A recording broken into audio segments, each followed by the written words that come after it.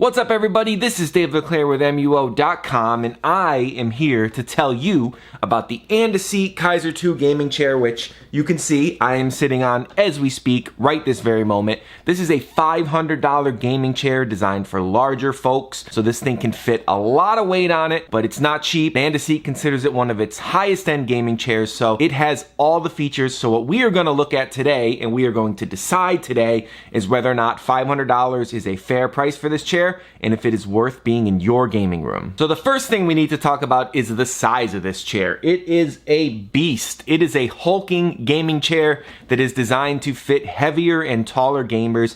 It can support up to 330 pounds while rocking. Now, if you are on the smaller side, I actually would tell you to stay away from this chair, only because the armrests sit a little bit too wide. So if your body is too skinny, your arms are gonna go down and they're not gonna sit comfortably on the armrest. They're gonna go to the side of the armrest. You'll have to actually spread your arms out in order to sit on the armrest, and you'll have to actually slouch over to even reach the armrest. So that's something to think about. If you're smaller, I would say just steer clear of this chair. Check out maybe the Andaseat Jungle, which we also reviewed. I'll put a link down in the description. That might be more your speed. Now, with that out of the way, if you are bigger and you can fit in this chair comfortably, if you're say over 200 pounds, I want to say that this chair is super comfortable. Every single aspect of the chair just feels good. It's just the right amount of firmness, but it's still soft enough to feel supportive. Doesn't feel like it's hitting on any pressure points with its firmness, but it also doesn't feel like you're sinking into it too much. It kind of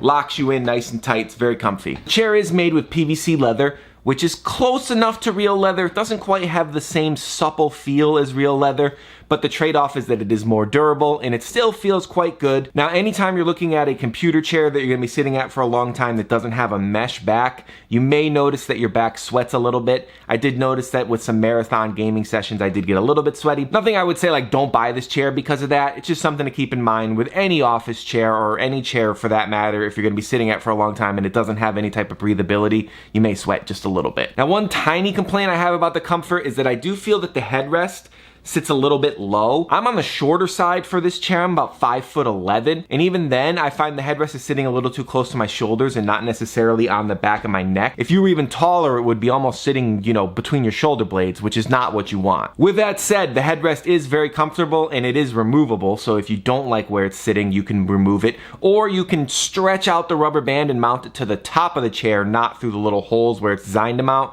It won't look as good, but it will at least help it sit in a more comfortable position. Now, Andaseat seemed to have made a mistake. They sent me the small little lumbar pillow when the pictures on the website shows the bigger, flatter lumbar pillow. That small little lumbar pillow is awful. I hate it. I don't find it comfortable in the slightest. I didn't find it comfortable on the Andaseat Jungle Edition. I don't find it comfortable on this one. But once they've corrected it and they sent me the bigger lumbar pillow, I have to say that one is very comfortable. You sink right into it very nicely. It gives your back some support, but it is very soft, so it feels quite good to sit at.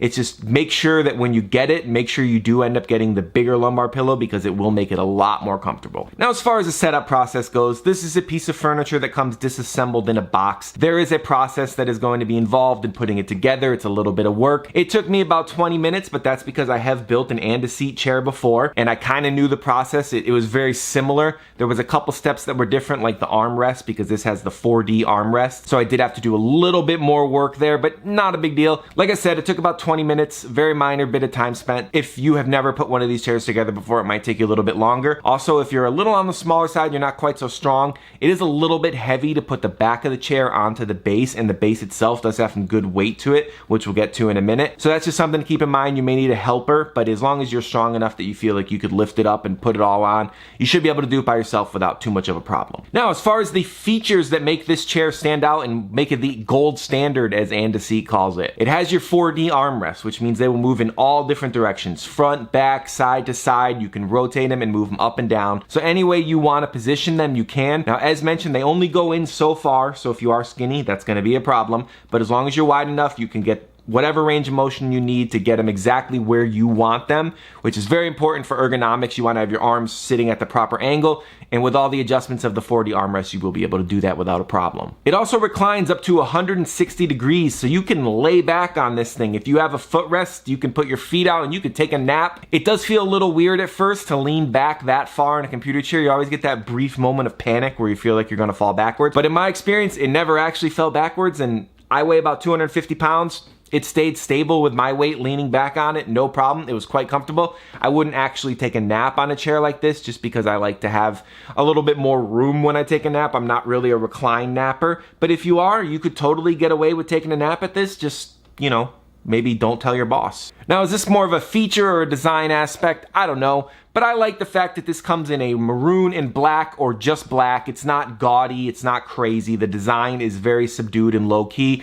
Just a few Andaseat logos, some nice stitching styling, and the color that you choose. As you can see, we went with the maroon and black model just because we figured it might look a little bit cooler for video purposes. It's just a more vibrant color than just straight up black, but if you want just a basic black office chair with that gaming chair styling, this is definitely a model to consider. Now, if you're looking for one that's really crazy and in your face, if you're a Twitch streamer and you want to have a chair behind you with bright colors and crazy logos, this might not be the one to consider. But if you're just a regular gamer who wants a comfortable chair, the design offered by this one is quite solid. Now, another important aspect of the chair is how well built it is. I can't really test that within the framework of a review because I have to sit in the chair for months, maybe years, to really see how durable it is. So all I can go off of is the impression that I get is that it is very well built. Andaseat says it uses a steel framework inside to make the chair durable so it can support your weight without any problems. And you can really feel how heavy and sturdy the actual base is. As mentioned, when you recline, it feels like it's gonna support you with no problem, even if you're on the heavier side.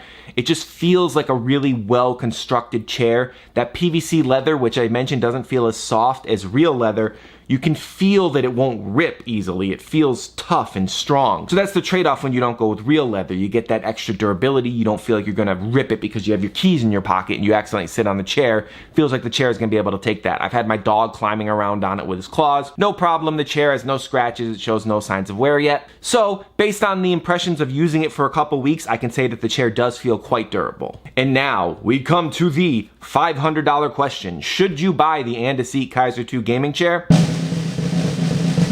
If you are over 200 pounds, I will say 100% you should buy this gaming chair. It is fantastic. It is comfortable. It has all the features that you could want with the adjustable armrest. It has coated wheels that are nice and quiet. They won't scratch your floor. PVC leather. All the good stuff that you could want for a $500 gaming chair is in the Andaseat Kaiser 2. So I give this bad boy a 9 out of 10. If you are larger and you are looking for a gaming chair, I can say with 100% certainty that this is one to have on your radar.